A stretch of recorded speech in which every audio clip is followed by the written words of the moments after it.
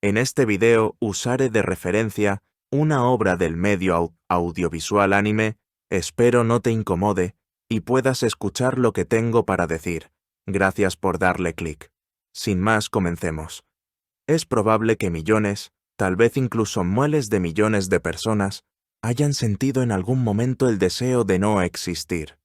Ahora, cuando digo no existir, no estoy hablando de la forma en que algunas personas desean no haber nacido jamás, o incluso de las fantasías autodestructivas de alguien. El deseo de no existir es un anhelo de desaparecer mágicamente, preferiblemente de una manera que no requiera tristeza, violencia o muerte. Tal vez lo conozcas como el deseo de quedarse dormido y no despertar nunca más. Por mucho que se sienta este deseo, misteriosamente rara vez se discute.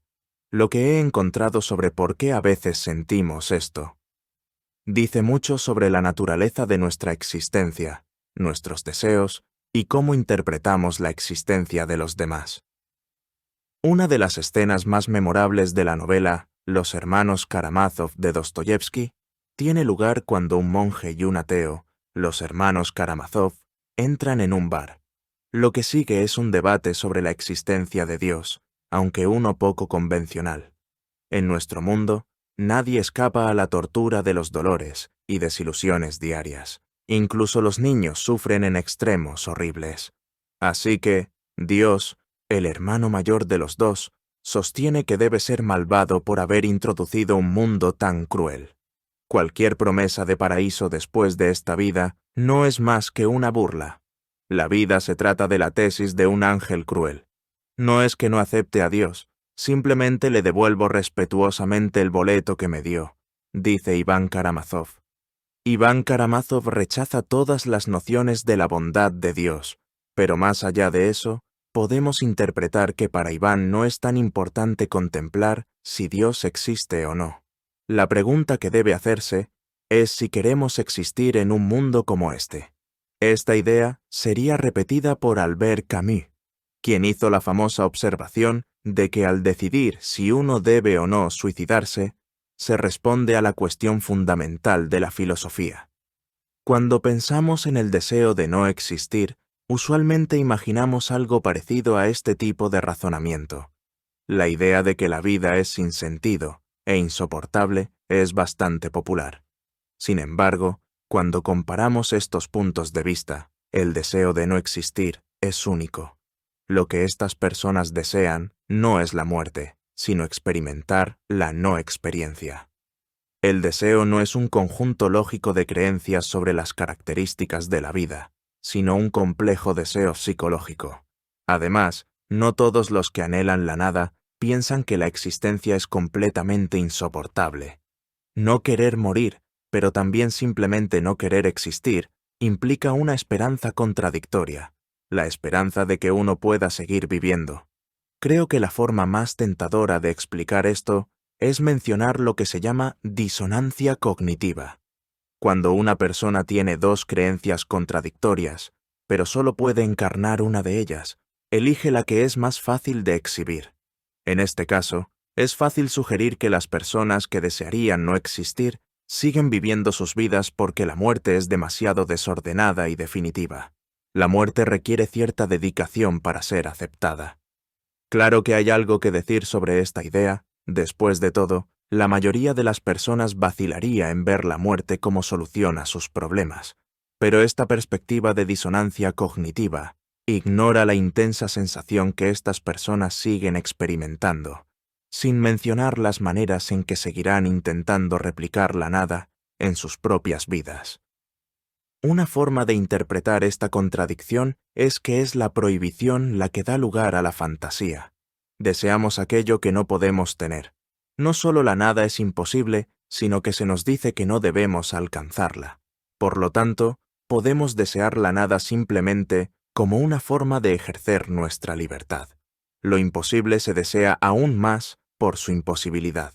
Una de las mejores referencias al deseo de no existir puede encontrarse en el libro La enfermedad mortal del filósofo Søren Kierkegaard.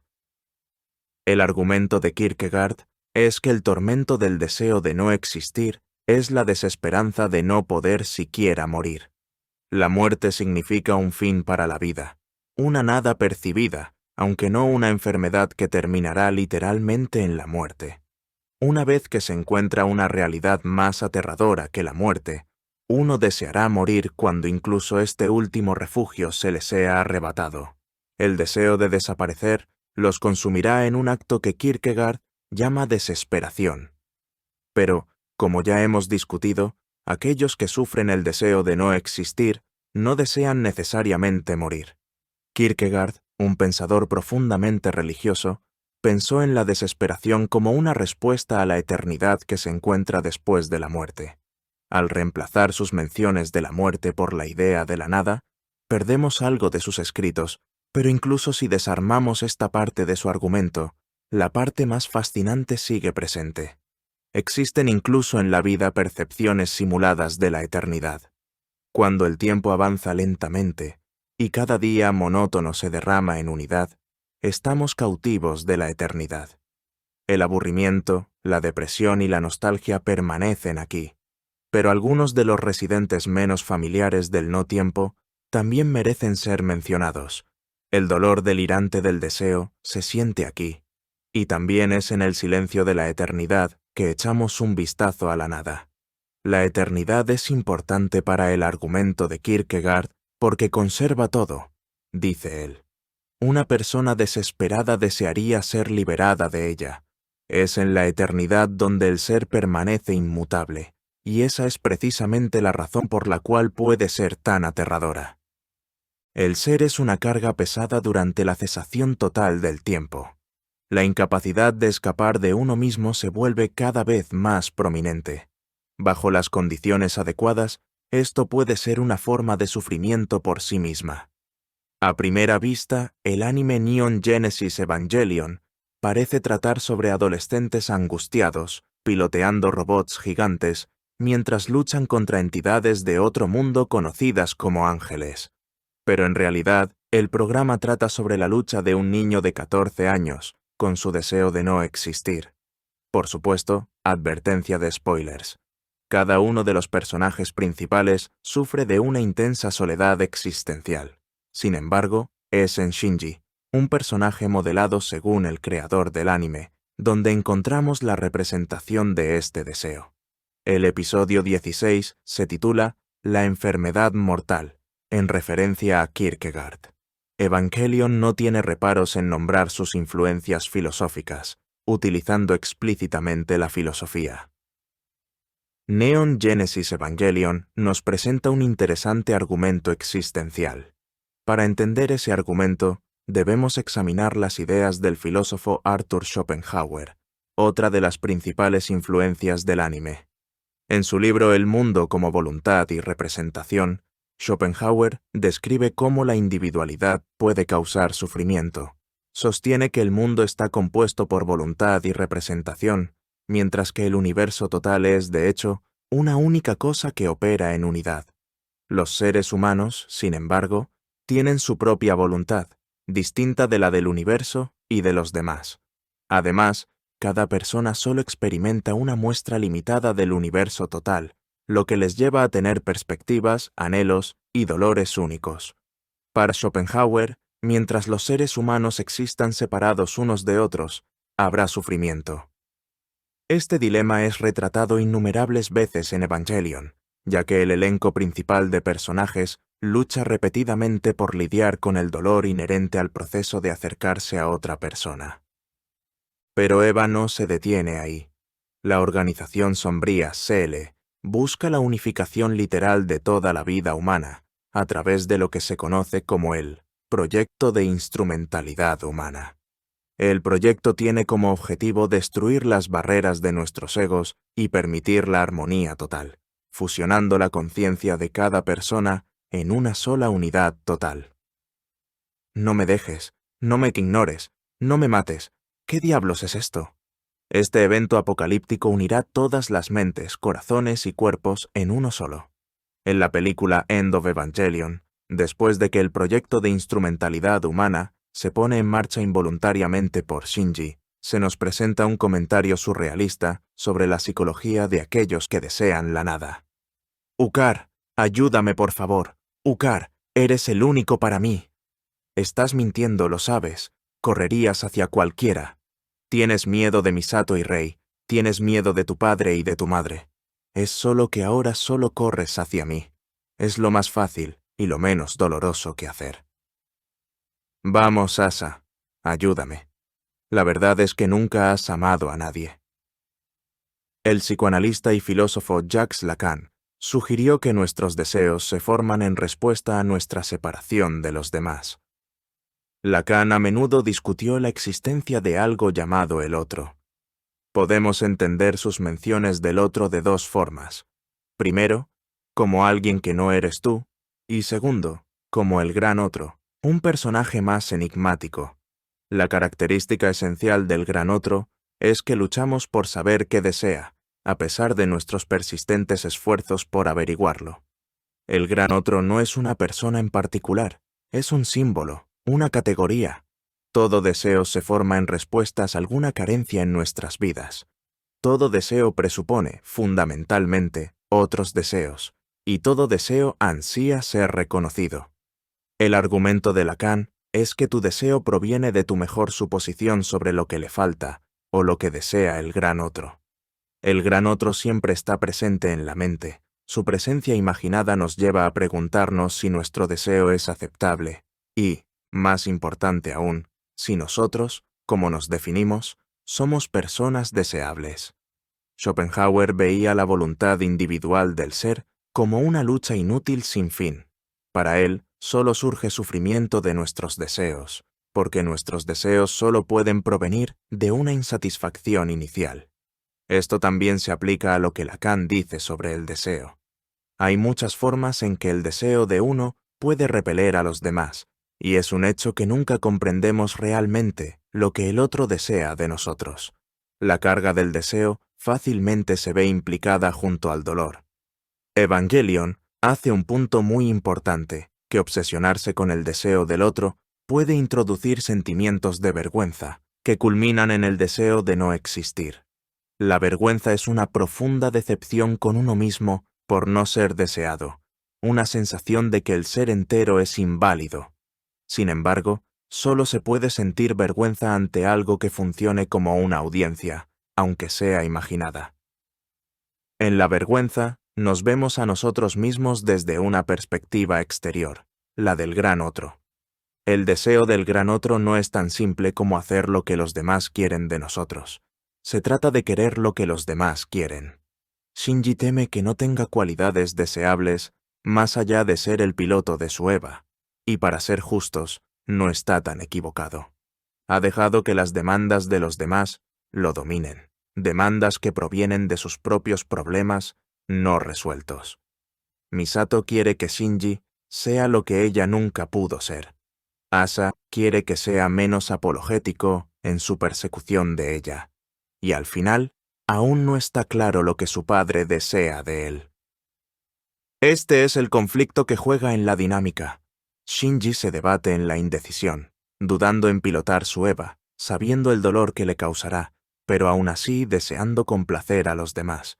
Se le dice que lo haga solo si lo desea, lo cual no es más que una forma más severa de decirle que lo haga y disfrute de ello. La presentación de una elección aquí es, en realidad, una ilusión. Todo esto culmina en el conflicto de los propios deseos de Shinji, mientras estos se enfrentan y se encogen ante el deseo del gran otro. En ciertas escenas y a través de ciertas respuestas, vemos que Shinji se avergüenza de que sus deseos no sean los de los demás. Se puede pensar que la vida está llena de cosas buenas y aún así no querer participar completamente en ella, rebelándose contra toda existencia. Cree que ha adquirido evidencia en contra de la existencia, en contra de su bondad. La desesperación cree que él mismo es esa evidencia, actuando en contra de lo que deseamos o sintiendo repulsión por lo que deseamos. Ambas cosas conducen a la vergüenza, ambas implican una sensibilidad hacia el gran otro. El deseo siempre juega algún tipo de papel en la vergüenza, porque la verdadera naturaleza de nuestros deseos constituye una parte fundamental del ser. La desesperación por algo como el rechazo realmente es desesperación por tener un ser, escribe Kierkegaard.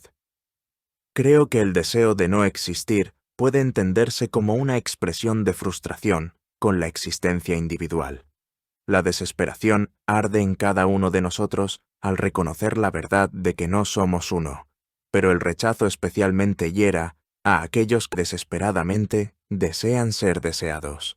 Estas personas que sufren del deseo de no existir realmente desean no tener deseos, experimentar la libertad y paz de una disolución completa del ser tal como lo conocemos.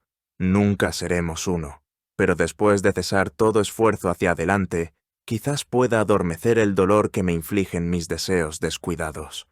Todo lo que me importa en este mundo tiene importancia para mí, y esa es la razón precisa por la que todo esto me resulta tan agotador. La fría anestesia de la nada es la opción nuclear para el deseo. Esta actitud de distancia se manifiesta plenamente en los comportamientos relacionados con el deseo de no existir.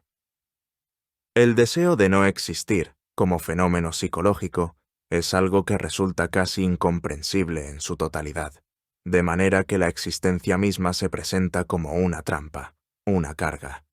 Este sentimiento nos confronta con la desesperación existencial. Es angustia profunda que nos empuja a cuestionar no solo nuestras decisiones, sino incluso el valor intrínseco de seguir adelante. Shinji, el protagonista de Evangelion, se enfrenta a la verdad de una condición humana que es inherentemente contradictoria: el deseo de conectarse con los demás y, al mismo tiempo, el deseo de escapar de la carga de esa conexión. Él no solo lucha con sus propias inseguridades y temores, sino también con la incapacidad de entender los deseos de los otros. Y así, la línea que separa el deseo de ser deseado y el deseo de no existir se difumina cada vez más. La paradoja se encuentra en que, al buscar conexión, en realidad, se busca ser entendido, ser reconocido. Pero, ¿qué sucede cuando ese reconocimiento no llega de la manera en que lo necesitamos? La vergüenza, como mencionaba antes, se convierte en una forma de alejamiento, en una barrera que impide la verdadera relación con el otro. La vergüenza es una forma de autoevaluación dolorosa. Sentimos que somos incapaces de alcanzar las expectativas de los demás, que somos insuficientes, defectuosos. Esta sensación es amplificada cuando ese gran otro, esa figura simbólica que todos tenemos en nuestras vidas, ya sea una persona real o una construcción mental, nos parece distante o nos rechaza.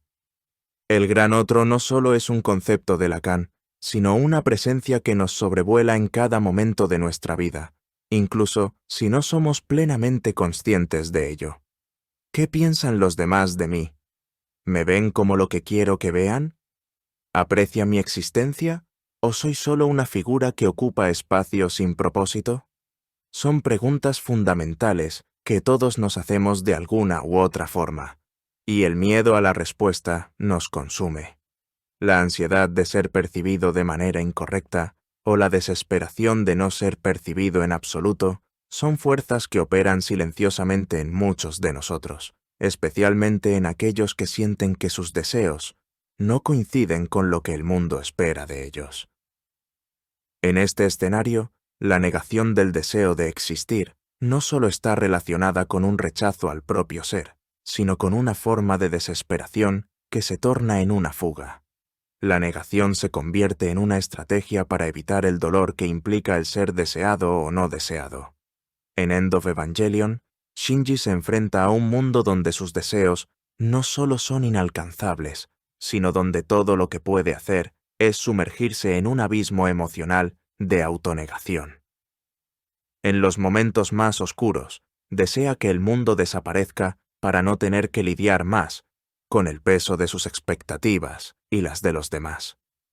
Este deseo de no ser es, en cierto sentido, una forma de encontrar alivio en la indiferencia. Si todo desapareciera, no habría más sufrimiento, no habría más dolor asociado con el deseo de ser comprendido. Sin embargo, la tragedia aquí es que esa nada que parece tan atractiva es, de hecho, el final de todo. La eliminación de la posibilidad misma de desear y de ser deseado. En última instancia, la negación de la existencia implica la negación de la posibilidad de conexión y de crecimiento. Este es un círculo vicioso en el que entramos cuando nos rendimos a la desesperación. Kierkegaard, en sus reflexiones sobre la desesperación, menciona cómo la lucha interna de la persona que sufre de esta condición es en sí misma un movimiento hacia la realización de una verdad más profunda. Para él, la desesperación no es solo un sentimiento negativo, sino una oportunidad de confrontar lo que significa realmente ser humano. En el caso de Shinji, su conflicto refleja esta misma lucha. La aceptación de su propia existencia, con todos sus miedos, deseos y defectos, es el primer paso hacia la posibilidad de redención o, al menos, hacia un entendimiento más claro de su ser. No obstante, este proceso es arduo, doloroso y lleno de incertidumbre. Shinji no tiene respuestas fáciles, y el camino hacia la aceptación de sí mismo es uno lleno de tropiezos y frustraciones. En última instancia, lo que Evangelion nos presenta es una meditación sobre la naturaleza del deseo humano, el deseo de ser aceptado, de ser reconocido, pero también el deseo de escapar de la angustia que esto puede causar. El anhelo de disolverse en la nada es un reflejo de nuestra incapacidad para encontrar una respuesta definitiva a la pregunta de qué significa existir en un mundo lleno de contradicciones. Al mismo tiempo, nos invita a preguntarnos si la verdadera libertad podría encontrarse en aceptar nuestra existencia tal como es, con sus imperfecciones, sus deseos insatisfechos y sus vínculos rotos.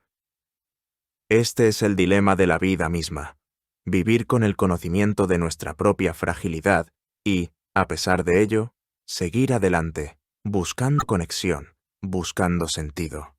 Aunque el deseo de desaparecer puede parecer una salida, lo que realmente buscamos es ser entendidos en un nivel más profundo, más genuino.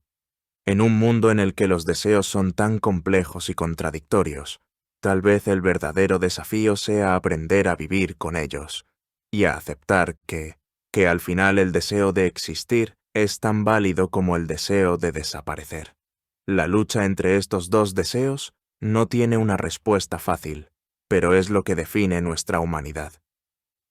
Agradezco tu tiempo al llegar hasta acá. Si te gustó el video o te sirvió de algo, te agradecería mucho si dejaras un like y te suscribieras. Ayudarías un montón a mi canal.